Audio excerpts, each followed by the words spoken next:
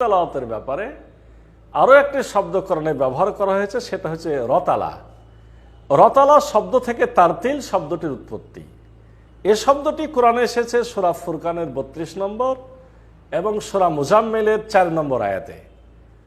অভিধানে রতালা শব্দের যে অর্থগুলো পাওয়া যায় তা হলো টাইডি, অর্থাৎ সুশৃঙ্খল, সুবিন্যস্ত, পরিপাটি, যথাযথভাবে সাজানো। এরপরে করা হয়েছে নিট। নিট অর্থ সুরুচি সম্পন্ন, চমৎকার, খাঁটি, অবিমিশ্র, যথাযথ, দক্ষ। আমরা ইংরেজিতেও বলি ফিটফাট, বাংলায় বলি ছিমছাম ইত্যাদি। এরপরে অভিধানে যেটা এসেছে ওয়েল অর্ডার্ড, অর্থাৎ সুশৃঙ্খল, সুবিন্যস্ত, নির্ভুলভাবে পরিচালিত। এরপরে অভিধানে বলা হয়েছে টু বি রেগুলার, অর্থাৎ নিয়ামানুগ হওয়া, আইনানুগ হওয়া, প্রথানুগ হওয়া। এরপরে একই শব্দের অর্থ করা হয়েছে টু ফ্রেজ এলিগেন্টলি, অর্থাৎ পরিচ্ছন্ন, মার্জিত, সুরুচিপূর্ণ, আড়ম্বরপূর্ণ বা চমৎকারভাবে প্রশংসা করা।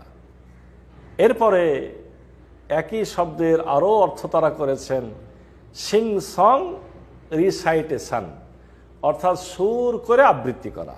তাই আবিধানিক দিক থেকে রতালা শব্দের অর্থ হলো যথাযথভাবে আবৃত্তি করা, অর্থাৎ বুঝে বুঝে যথাযথভাবে ভাব প্রকাশ করে পড়া। আর আবিধানিক দিক থেকে শব্দটির যে অর্থ কোনোভাবেই হবে না তা হলো না বুঝে তথা অর্থ ছাড়া পড়া। তাহলে দেখা যায় কোরআনের পড়ার আদেশ বা উপদেশ দিতে গিয়ে যে 3টি শব্দ আল কোরআনে ব্যবহার করা হয়েছে তার আবিধানিক অর্থগুলো হলো বুঝে পড়া তথা অর্থসহ পড়া।